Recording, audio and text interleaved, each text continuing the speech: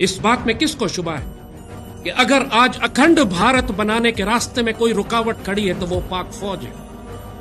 اس بات میں کس کو شبہ ہے کہ اگر گریٹر اسرائیل بنانے کے راستے میں کوئی مسلمان طاقت کھڑی ہے تو وہ پاک فوج ہے؟ اس بات میں کس کو شبہ ہے کہ جہنم کے کتوں کے لیے سب سے بڑا خطرہ اس وقت پاک فوج ہے؟ جب مشرق اور مغرب کے بدترین کافر صہیونی خوارج اس پاک فوج کو ختم کرنے کے لیے اس پر حملے کر رہے ہیں تو پاکستان کے اندر جو بھی منافق ہیں، چاہے وہ سیاسی جماعتوں میں ہوں یا مذہبی جماعتوں میں، جو ان مشرکوں کے ساتھ کھڑے ہیں، جو خوارج کے ساتھ کھڑے ہیں، جو ہندو صہیونیوں کے ساتھ یا یہودی صہیونیوں کے ساتھ کھڑے ہیں، جو منظور پشتین اور مہرنگ بلوچ کے ساتھ کھڑے ہیں، وہ سب کے سب انہی میں سے ہیں۔ ان کا سیدی رسول اللہ کی امت سے کوئی تعلق نہیں۔ صرف ایک معیار ہے ہمارے پاس اس وقت کہ سیدی رسول اللہ کے ان رایات السود گہرے سبز رنگ کے پرچموں کے ساتھ کون کھڑا ہوا، اس پاک سرزمین کی محافظ فوج کے ساتھ کون کھڑا ہوا۔ اللہ نہ کرے اگر یہ پاک فوج تباہ ہوتی ہے تو پھر عالم اسلام میں کون سی ایسی طاقت ہے جو ہندو مشرکوں کو اکھنڈ بھارت بنانے سے روک سکے یا یہودی صہیونیوں کو پوری مسلمان دنیا پر قبضہ کرنے سے روک سکے؟ ہر دفعہ پولیٹیکل ریزسٹنس آتی تھی، حتیٰ کہ ہر وہ چیز جس سے پاکستان کو فائدہ پہنچتا ہے یہ حرام خور اس کے خلاف کھڑے ہو جاتے ہیں جا کے۔ یہ ہوا ہمارے ساتھ۔ اللہ نے ہمیں زمین بھی دی تھی، کیپیسٹی بھی دی تھی، جگہ بھی دی تھی، ہم بنا سکتے تھے، وسائل بھی تھے ہمارے پاس، لیکن ان ظالموں نے پاکستان سے دشمنی کرنی تھی۔ جو انڈس واٹر کمشنر تھا وہ بک گیا، مشرق دشمن وہ تو ویسے ہی دشمن تھا، ہمارا پانی روک رہا تھا، اور اندر کی پولیٹیکل لیڈرشپ جس کا کام تھا کہ پاکستان کے مفادات کا تحفظ کرے، آنے والی نسلوں کے لیے پانی کے ذخیرے بنائے، وہ صرف سیاست کرتے رہے۔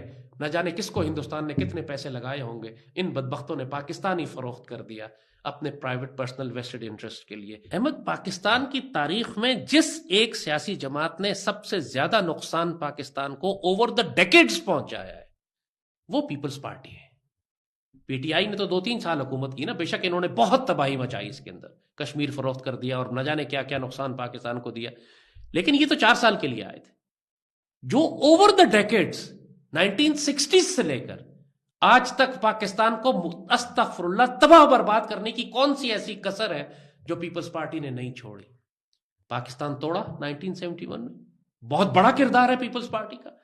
مجیب کے ساتھ مل کر دہشت گردی کی اور پاکستان کو توڑا، اور عالمی سازش کا حصہ تھے یہ بھٹو، اپنے آپ کو وزیر اعظم بنانے کے چکر میں اس نے پاکستان توڑ دیا۔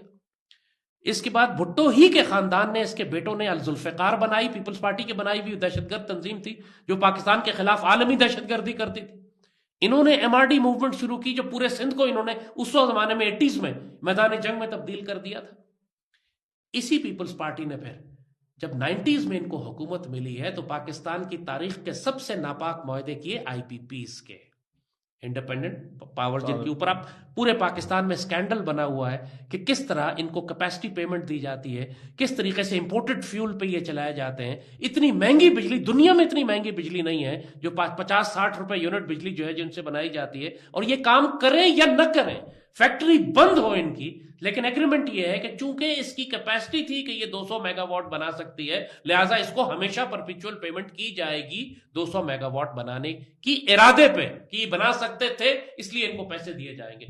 اربوں خربوں روپیہ ہم نے کیپیسٹی پیمنٹ میں ان آئی پی پیز کو پے کیا ہے، اور یہ ساری آئی پی پیز یہ نون بات تھی، انہی کی وجہ سے یہ مسٹر 10% کہلاتے تھے، جو ان کو نام دیا گیا تھا 10%، پوری دنیا میں ڈاکومنٹڈ اور ریکارڈڈ نام ہے۔ ان پر جو کیسز بنے وہ سارے اسی کے تھے۔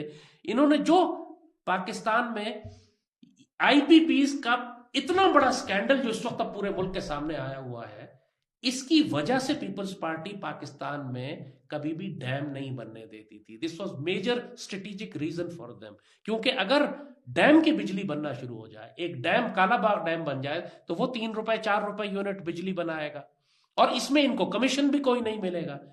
ایک یونٹ بجلی جو آئی پی پیز پیدا کرتے ہیں اس میں ان کا حصہ ہے، جو فیول امپورٹ ہوتا ہے اس میں ان کا حصہ ہے۔ جب ہی انہوں نے ڈاکٹر عاصم کو پی ایس او کا ہیڈ لگایا تھا، عاصم کا کیا تعلق ہے پی ایس او کے ساتھ؟ وہ تو ہسپتال چلاتا ہے، اس کا تو ہاسپٹل ہے۔ پی ایس او کا چیئرمین کیوں لگایا ہے اس کو؟ پی ایس او میں ان کی ساری ایلیٹ ٹیم کیوں کام کرتی ہے؟ کیونکہ سب سے بڑا امپورٹ بل جو ہے پاکستان میں وہ فیول کا ہے۔ اس میں یہ کمیشن کھاتے ہیں. فیول کو ان کو دینا ہوتا ہے, آئی پی پیز کو, امپورٹڈ فیول پہ چلتی ہے وہ. آئی پی پی سے جو بجلی بنتی ہے اس میں کٹس اینڈ کمیشنز ہیں. اگر ڈیم بن جائے گا تو نہ تو آپ فیول امپورٹ کرنا پڑے گا آپ کو, نہ آپ کو وہ مہنگی بجلی آپ بیچ سکیں گے پوری قوم کو جو آپ بیچ رہے ہیں. ڈائریکٹلی ریلیٹڈ ہے پیپلز پارٹی کا یہ آئی پی پی اسکینڈل پاکستان میں ڈیم نہ بننے کی وجہ.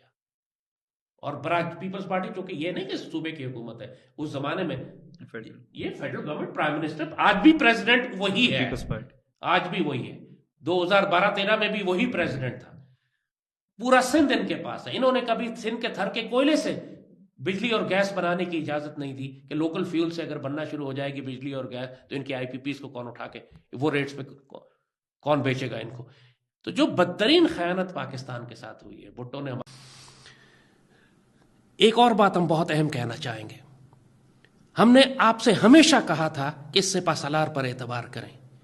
جنرل عاصم منیر کے خلاف پورے پاکستان میں اتنے سالوں سے کتنا ناپاک پروپیگنڈا چل رہا تھا, حتیٰ کہ خود پاکستان کی مسلح افواج کے اندر بہت سارے لوگ ان کو شک کی نگاہ سے دیکھتے تھے کہ یہ کیا واقعی پاکستان کا دفاع کر سکیں گے کہ نہیں. اور ہمیشہ ہم نے آپ سے کہا تھا کہ سپہ سالار پر اعتبار کرو.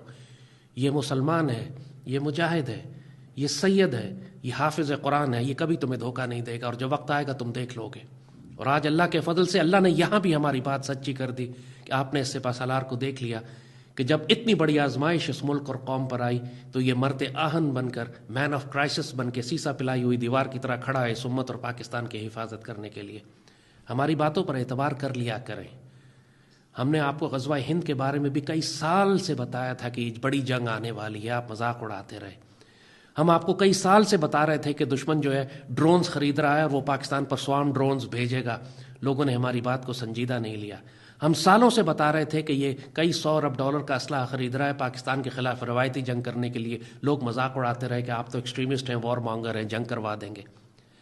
اللہ ہمیں وہ چیزیں دکھاتا ہے جو آپ کو نہیں معلوم ہے. ہماری بات پر اعتبار کر لیا کریں, اس میں خیر ہے. ہماری بات ماننے میں کبھی آپ کو نقصان نہیں ہوگا انشاءاللہ.